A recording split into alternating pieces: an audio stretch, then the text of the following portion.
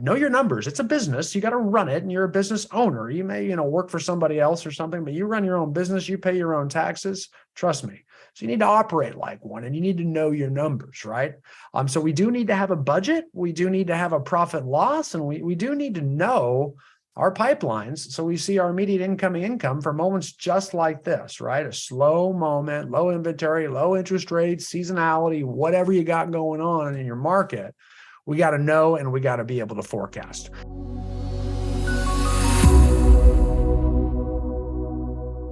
Hey guys, it's Brian Icenhower. Welcome to the show today.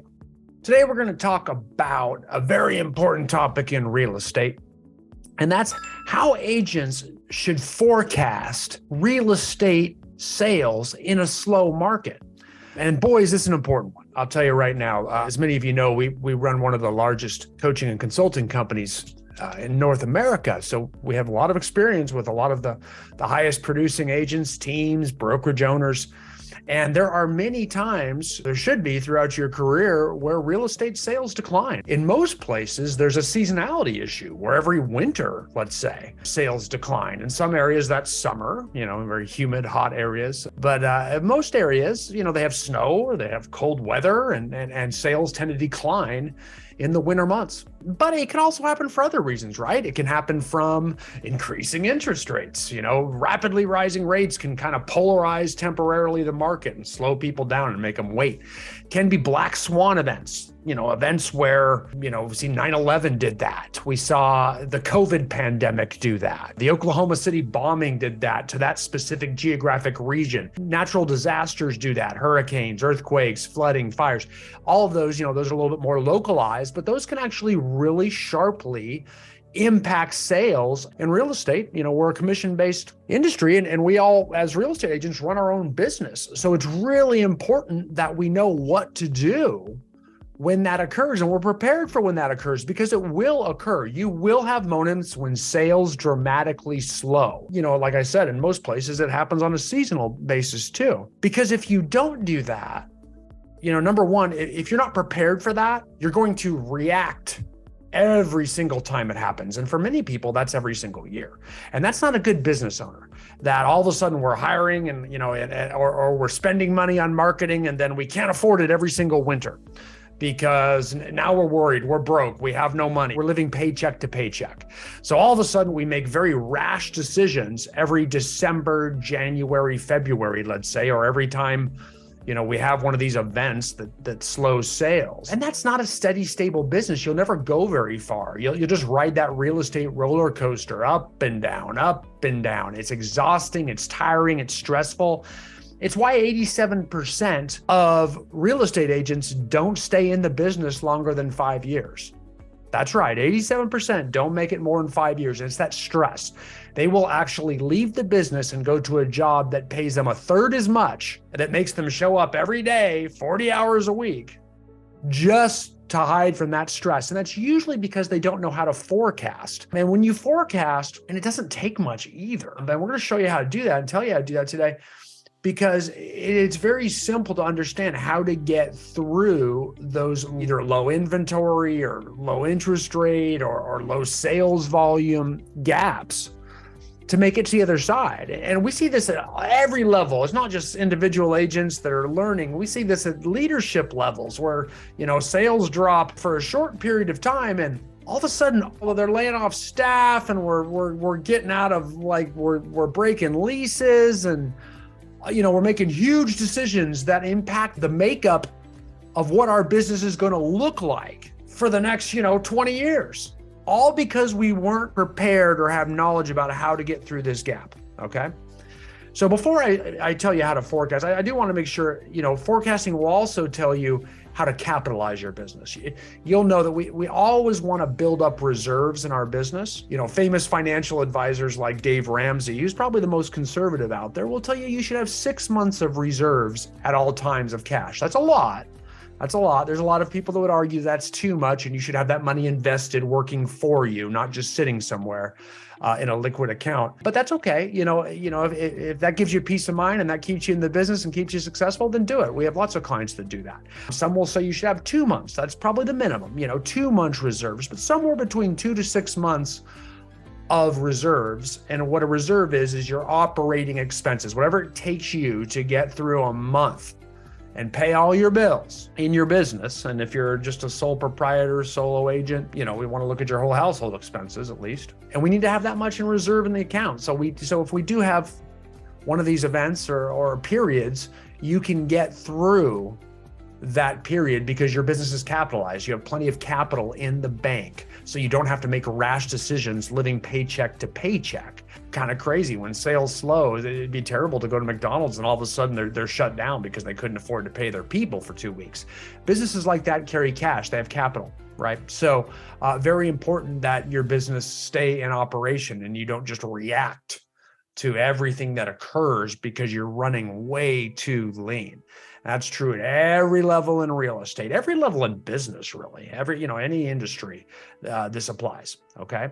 So, and what'll end up happening is when you do react like that and you say, well, that's what I'm supposed to do. Sales are down. I got to cut. A prudent businessman doesn't necessarily have to do that. You're going to see the people that don't have to do that are the ones saying I was ready.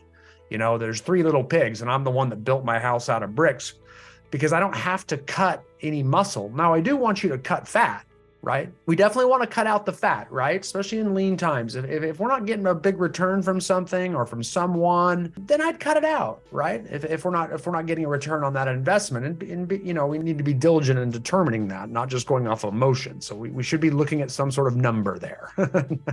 Number 2, cutting muscle is, usually anything that has to do with growth, right? So people will do that, like marketing. Well, that's what brings us business. That's what's going to get us out of this. So why are we cutting marketing? That's growth. Cutting personnel, because we're typically trying to grow to get to a point where we don't have to do everything ourselves and we have other people to help the business grow. It leverages us so we can continue to grow. You cut people out, now we go backwards a lot faster. So be very careful when you cut growth. I mean, people will cut real estate coaches. People, they're the ones that help you keep you focused on growth. And they'll literally just circle the wagons and go way back. And that's very tough. You start all the way over and that's the real. So you go to this bottom low, right? And you see it. I want to go back in production. I got to get back to the basics. And to some degree you do when sales slow. But boy, be careful you don't throw the baby out with the bathwater and just throw your whole business under the bus because you had to react to market conditions. We want to respond, not react. React is just emotional. That's just quick and hasty. And oh my gosh, I have stress. I'm going to get rid of it by cutting everything. That's not a business person. That's not a business person. We respond by looking for any fat and cutting back and then seeing different ways we can grow to generate income as well too. And then we forecast what's it going to take to get out of this. That's the key. And when you do that, when you know your numbers and you're able to forecast, it gives us lots of confidence. Like I'm going to get through this and a lot of my competitors aren't. That's the key, but you must know your numbers and you must have the ability to forecast. So that's what I'm going to tell you about. Today, I want to talk to you about how you can forecast through a slow market so you actually know what it's going to take to get through and bridge that gap to the point where we get sales again. And so for these purposes, I'm going to use an example, a hypothetical. I'm going to use seasonality as our issue since that happens the most frequently, right? You couple seasonality with, low inventory and low interest rates. Well, now we got a really big slowdown, right? So that, but I'm just going to talk about seasonality for this point too, because it applies, right? So you'll see people do this in January and February. Those are the 2 slowest months of the year, and they really struggle through them. March often is slow too, at least from an income perspective, because you're typically not closing a lot yet in March.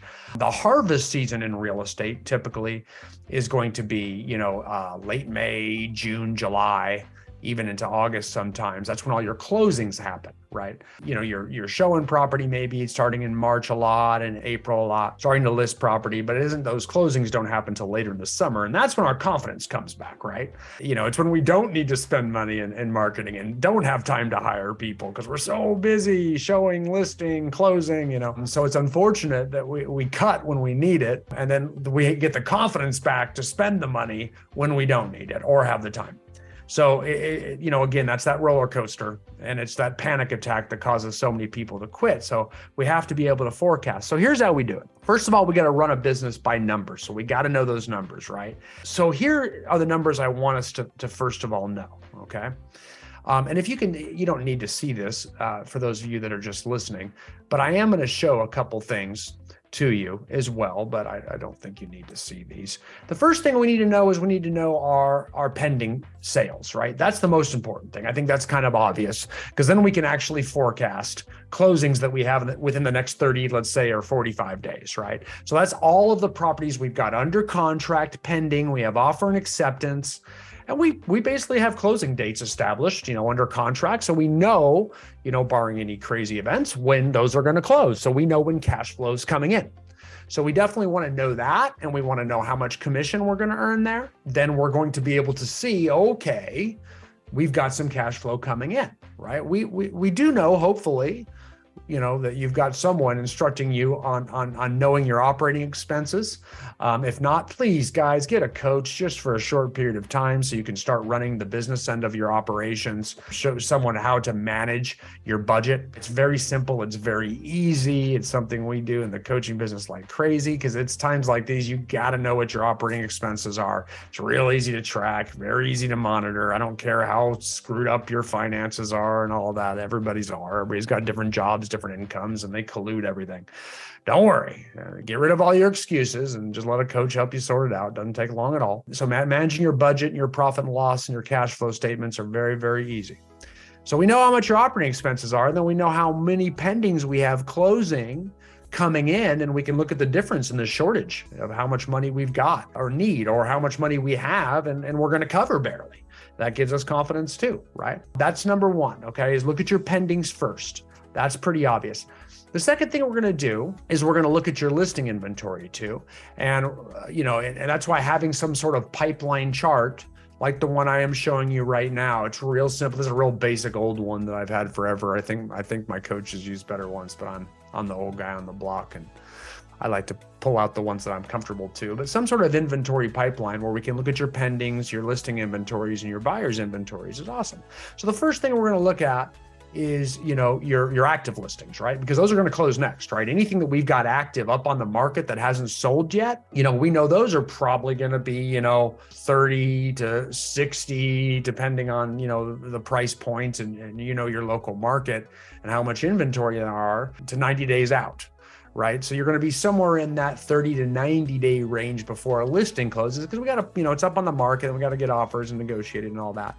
So that's your active listings. And then we're going to look at your listings that we have agreements signed on that are waiting to go active for whatever reason, waiting for a certain time or someone until they're ready. So that's the next part we track in your pipeline. Those are going to be a little further out, right? So those might be at the, depending on when we're deciding on putting those live, it could be 60, 90, even 100, 120 days out before those goes live. So we actually we can actually track that of when that income's coming in as well too.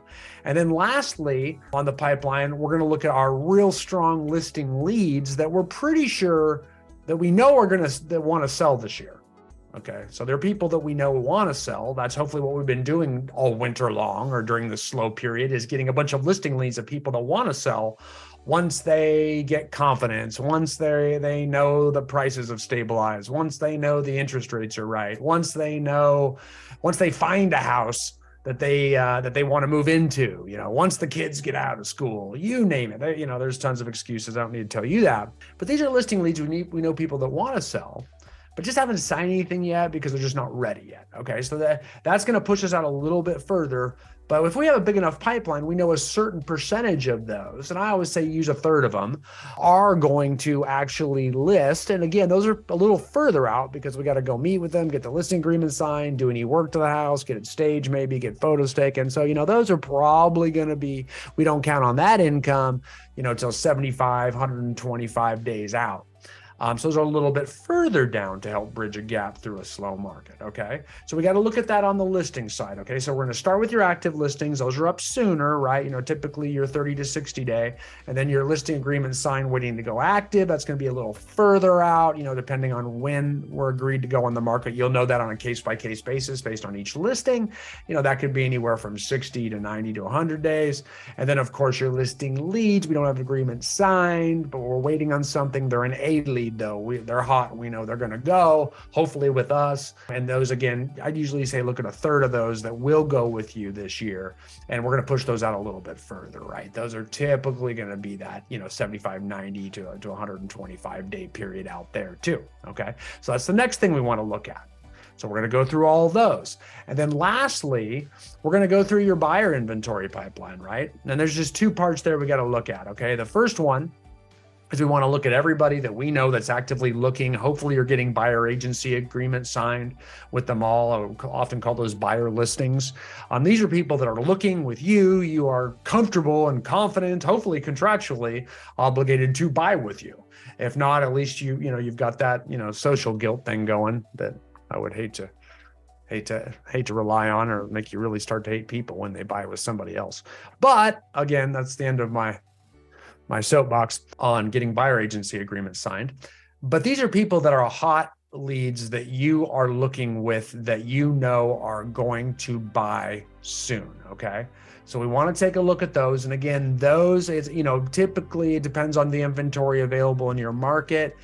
But if we're using my seasonality example, usually a lot of homes start to hit the market in the early spring. So we can kind of gauge that depending on where we're at. But typically we can gauge on, March and April that we're going to start to find some houses that they get active on. So it's very important we condition those buyers to know to get aggressive in a low inventory market, even, despite interest rates, despite financial insecurity or whatever in the economy, that, they make strong offers, because it doesn't mean that there's lots of listings hitting the market or anything. If there's not many listings, there's going to be competition. So they need to make strong offers or they're not going to get what they want. So really important we start gauging that. And we know when our buyers are going to start to see inventory. So typically, depending on where we are, that's the key. So you got to look at the calendar month on that one primarily. But again, you're usually looking at least 60 to 90 days out on buyers, because we got to find them a house, got to get the offer accepted. Hopefully there's not a huge learning curve and have to write multiple offers on multiple houses before they learn to write strong offers. That's why we need to condition them and have buyer consultation appointments where we sit down and show them all the market data like we teach all our clients to do. So that's number one. And number two, it's buyers that aren't as strong. We don't have a buyer agency agreement signed yet. They're actively looking. We're probably sending them listing e-alert emails. So they are interested. We know they want to buy this year, but similar reasons that we talked about on the listing side is holding them up as well. So, we're going to push them out a little further, right? So those are typically going to be, 90 day to a half a year. So, 90 days to, we're going to go out 6 months possibly on some of those. So in that range, I would take a close look case by case on those hot buyer leads, and we can start to see. So once we do that, so we've gone through your pendings, we've gone through your listing inventory pipelines, and then we've gone through your buyer inventory pipelines, right? So we're going to look at it, and I told you the listing inventory, we're going to look at your active listings, your listings that are signed waiting to go active, and your hot listing leads that have not signed anything yet. And then in your buyer inventory, we're going to look at your buyers that we have under contract in a buyer agency agreement, or at least are super hot and we know they're going to go with them, and your active buyer leads that want to buy this year, okay? So once we put all of those, that's 6 different categories, if you count the pendings in there too, we put all those together and we're going to look and see, okay, we can estimate and forecast how much commission income is. And typically you're going to look at your median home price. You could look at the actual speculative prices that you think that each one of these guys is going to buy at. You have that information, and you could actually, take your average commission amount and really forecast down tight. And what this does for you, it actually shows you, okay, I should have this much commission coming in. This is called forecasting, guys. Businesses do it all the time. You turn on CNBC, you're going to see them projecting and forecasting, and people buy and sell stock in different companies based on their projections, based on their forecast. So it's real important that we get that and we understand that and we break those things down, because that's what's going to give you the confidence to not fire everybody and take your whole business and change your whole goals. You see that all the time. You see people just like they have these goals, like I want to make this much money so I don't have to work as hard. I can spend more time with my family or traveling or whatever the heck I want to do with my life, or, maybe it's developing or something else, whatever that is. And then you just throw all that out the window and just say, I got to, screw all this. I'm just going to cut all this and I'm going to go back to working hard and I'm going to live lean. And they just completely abandon all of their goals in their life because they react too fast. They panic. They look at the money in the bank account and they say it's down. And they just have no idea what their numbers are. They just try to, kind of like, lick their finger and put it up in the air and see which way the wind's blowing and make decisions. They're just not business people decisions at all. We have to look at how much income we got coming in, look at our operating expenses over that period of time. We should know how much it is per month to keep the boat afloat. If not, just look in your, your bank card, take a look at it real quick and see how much it costs, every single month. It's real simple, guys. I'll just tell you, line out all your expenses, everything you pay. I mean, for your business, if you're just a solo practitioner running by yourself, what's your mortgage, all that kind of stuff, line out all the big bills you pay. Look at your credit card and your bank card. Take a minute, take you 30 minutes, an hour. I'm not asking you to dig a ditch or go out and pour concrete. I'm just saying, sit down in front of your computer with a cup of coffee and take a look at how many expenses are every single month, right? Then you can see how much, how big your nut is you got to crack every single month. And you're going to start to see, okay, that's how much it takes. And here's how much I got coming in. So here's what I need to do to bridge the gap. Maybe I can delay some payments for 2 months. Maybe I can shorten things for 2 months. Maybe I can, have a staff member go part-time just for 3 months, without firing and slashing and all these different things.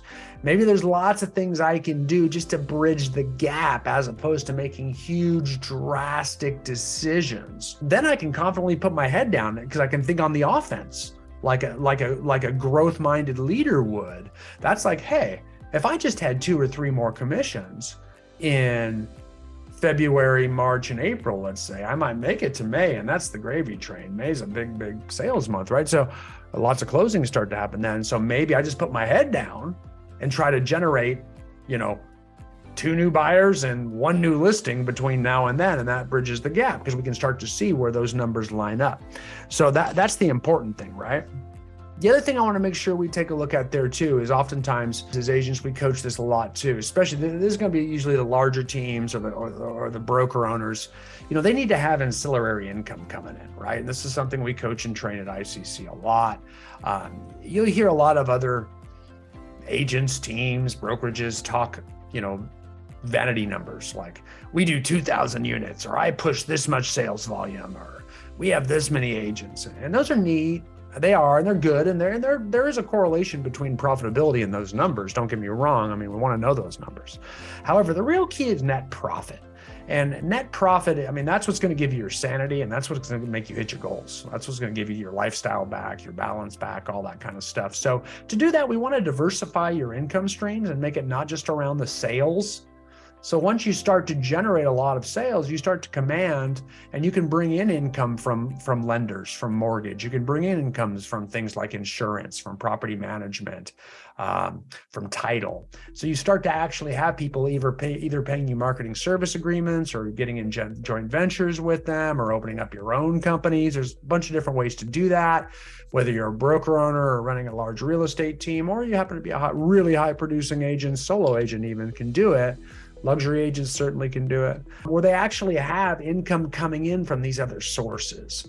You'll see that all the time, and there's ways to do it perfectly legally, healthily. So they'll help you bridge that gap when there's not income coming in from sales. They'll push you through it. So it's really important we diversify, and this is why. People say, I don't want to do it, I'm just too busy with this other stuff. Well, this is when people that have diversified are very happy. It's in the slow times, right? It's in the winter months. It's when these black swan events occur. Same thing's true with knowing your numbers. Like if we don't track and maintain our pipelines for our listings, buyers, and pendings, like we talked about, if you don't know those numbers, you may not need it when you're rolling the gravy train in the harvest season in spring and summer, but when things slow down, you're going to really wish you had them. So now is a great time to actually use the motivation of knowing this to get it all together and then maintain them. It doesn't take you more than, again, not asking you to dig a ditch here. Know your numbers. It's a business. You got to run it, and you're a business owner. You may, work for somebody else or something, but you run your own business. You pay your own taxes. Trust me. So you need to operate like one, and you need to know your numbers, right? So we do need to have a budget. We do need to have a profit loss, and we do need to know our pipelines, so we see our immediate income for moments just like this, right? A slow moment, low inventory, low interest rates, seasonality, whatever you got going on in your market. We got to know, and we got to be able to forecast. So I hope that helps, guys. Do know your numbers, run your business, and please get a coach if you don't know how to do that, at least for a short period of time, to set all that up for you and run it. It's EicenhowerCoaching.com. That's ICENHOWER.com. Hope this helps, gang. Can't wait to see you next time.